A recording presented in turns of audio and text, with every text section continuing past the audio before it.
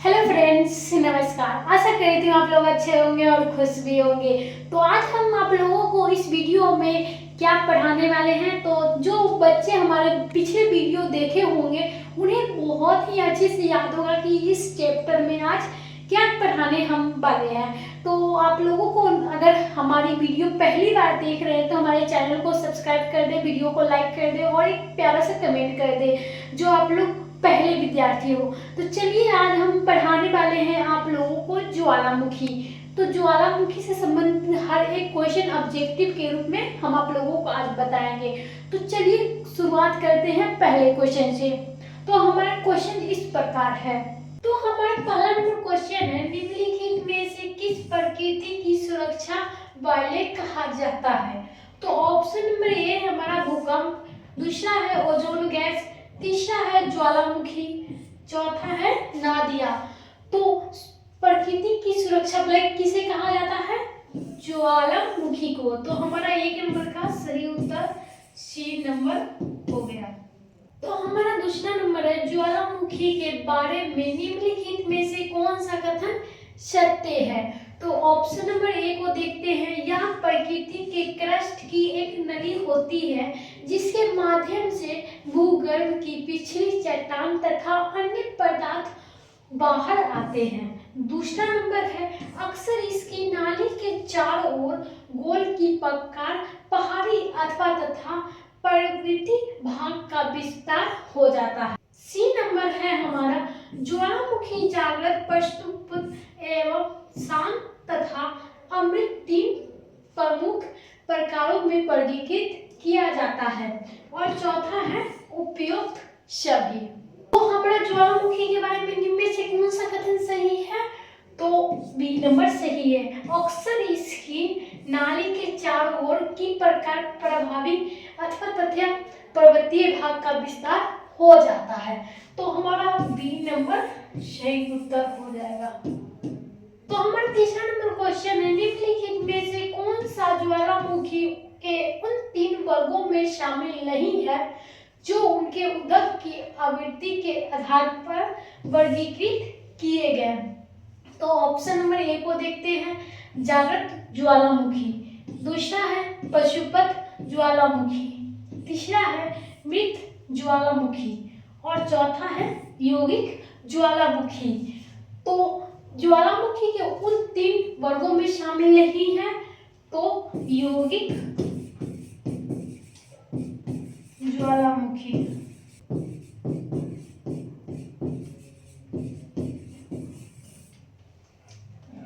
तो हमारा D number सही उत्तर हो गया। नंबर है हमारा, किस ज्वालामुखी के अक्सर उद्गम होती रहती है। तो पहला नंबर है जागृता ज्वालामुखी, दूसरा है पशुपत ज्वालामुखी, तीसरा मृत ज्वालामुखी और चौथा है शांत ज्वालामुखी।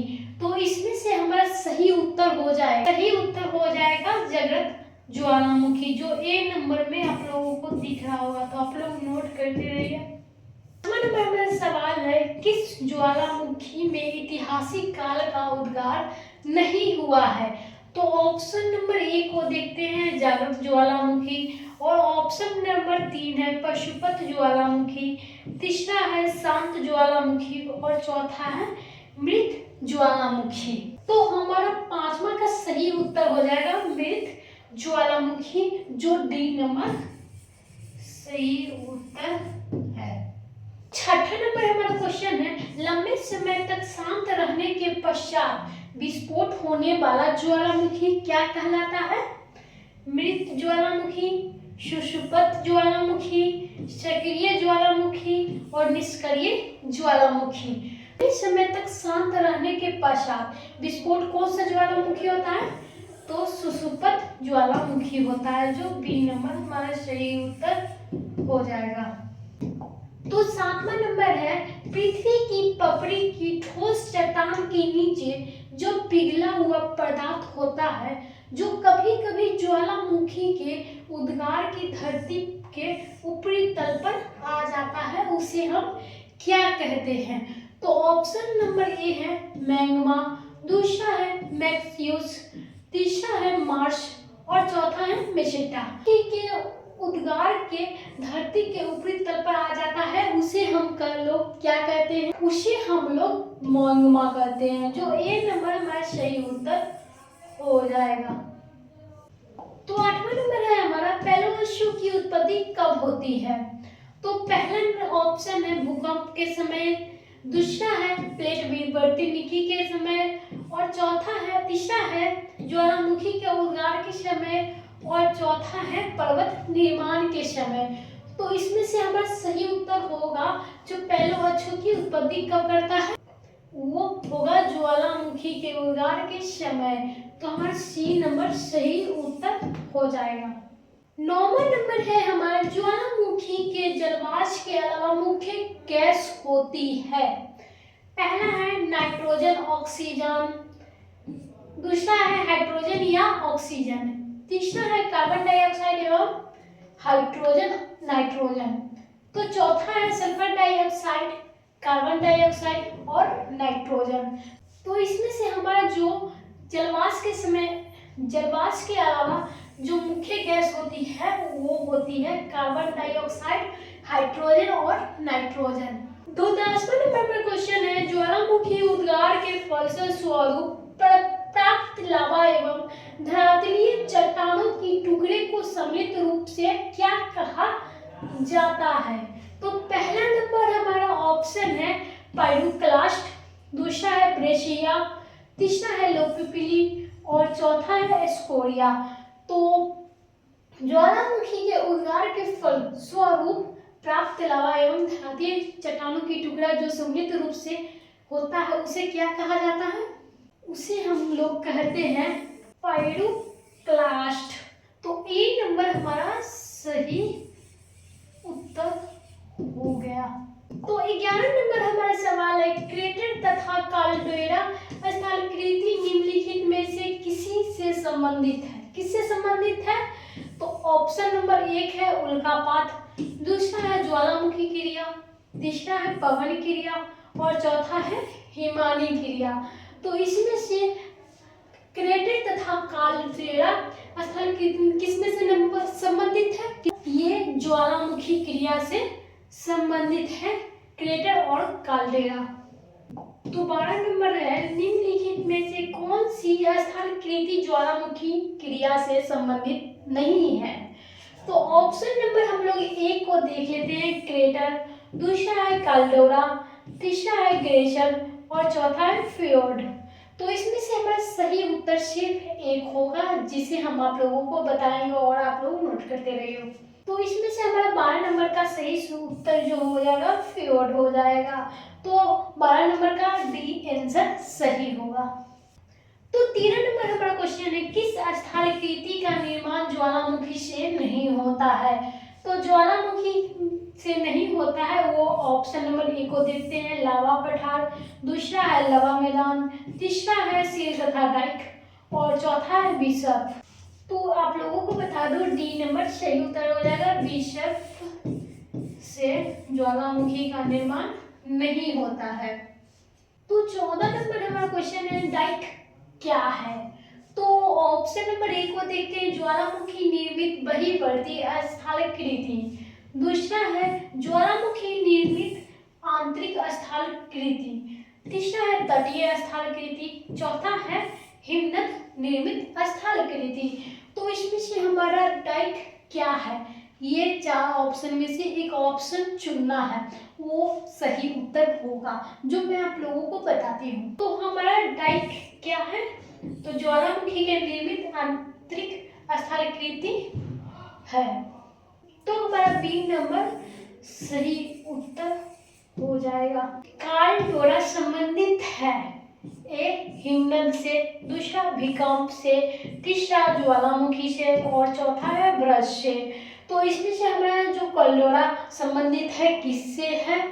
तो हमारा ज्वालामुखी से संबंधित है। तो हमारा सी नंबर सही उत्तर हो जाएगा। 16 नंबर है हमारा, वह कौन सा महाद्वीप है जहां एक भी ज्वालामुखी नहीं है? तो पहला है ऑस्ट्रेलिया, दूसरा है अंटार्कटिका और तीसरा है अफ्रीका और चौथा है यूरोप। तो आप लोगों को बता दूं वह कौन सा महाद्वीप है जहाँ पे ज्वालामुखी नहीं है? वो ऑस्ट्रेलिया है, जहाँ पे ज्वालामुखी नहीं है। तो ए नंबर हमारा सही उत्तर हो जाएगा, जो ऑस्ट्रेलिया है। 17 नंबर हमारा क्वेश्चन है, अग्निवलय किसे कहा जाता है? तो अग्निवलय किसे कहा जाता है? ऑप्शन नंबर ए को देख लेते हैं। अटलांटिक परिमेखला के कहा जाता है? नहीं। ऑप्शन नंबर 2 को देखते हैं, हिंद परिमेखला के कहा जाता है। तीसरा है प्रशांत परिमेखला और चौथा है आर्कटिक परिमेखला। तो इसमें से हमारा अग्निवलय किसे कहा जाता है आप लोगों को हम बताते हैं। तो प्रशांत परिमेखला को कहा जाता है अग्निवलय, जो सी नंबर आप लोगों को सही उत्तर है। तो 18 नंबर हमारा क्वेश्चन है, लेकोलिथिक संबंधित है पहला ज्वालामुखी से, दूसरा भूकंप से, तीसरा पर्वत निर्माण से और चौथा महाद्वीपीय प्रभाव से। तो लेकोलिथिक किससे संबंधित है? तो लेकोलिथ हमारा संबंधित है ज्वालामुखी से, वो 1 नंबर सही उत्तर है। तो 19वां नंबर है हमारा, विश्व में सर्वाधिक जागृत ज्वालामुखी कहाँ स्थित है? तो पहला नंबर है आंध्र महासागर के आसपास, दूसरा है प्रशांत महासागर के आसपास, तीसरा है हिंद महासागर के आसपास और चौथा है आर्कटिक महासागर के आसपास। तो विश्व के सर्वाधिक जागृत ज्वालामुखी जो स्थित है वो प्रशांत महासागर के आसपास स्थित है। तो इसीलिए हमारा बी नंबर सही उत्तर हो गया। 20वां नंबर है हमारा, विश्व के अधिकांश ज्वालामुखी घटनाएं घटित होती हैं कहाँ पे? रचनात्मक प्लेट के किनारे पर। दूसरा है ब्रज मेखला के सहारे, तीसरा है मोरदार मेखला के सहारे और चौथा है विनाशात्मक प्लेट के किनारे। तो ज्वालामुखी जो घटनाएं घटित होती है वो होती है विनाशात्मक प्लेट के किनारे पे। तो हमारा डी नंबर सही उत्तर हो गया। लोग देख सकते हो हमारा 21वां क्वेश्चन है। तो 21वां क्वेश्चन है, विश्व के अधिकांश सक्रिय ज्वालामुखी पाए जाते हैं कहाँ पे? पहला है प्राचीन पठारी क्षेत्रों में, दूसरा है गहन सागर मैदानों में, तीसरा है नवीन मोरदार पर्वतीय क्षेत्रों में, चौथा है मैदानी क्षेत्रों में। तो हमारा इसमें से सही उत्तर जो हो जाएगा वो हो जाएगा नवीन मोरदार पर्वतीय क्षेत्रों में। तो हमारा 21 नंबर का सी नंबर सही उत्तर हो जाएगा। तो आप लोगों को बता दूं ये ज्वालामुखी में इतना ही आज की क्लास में पढ़ाया जाएगा और अगले दिन आप लोगों को ज्वालामुखी से जो संबंधित प्रश्न और है वो आप लोगों को अगले वीडियो में बताया जाएगा, यानी आप लोगों को ज्वालामुखी 2 पार्ट में।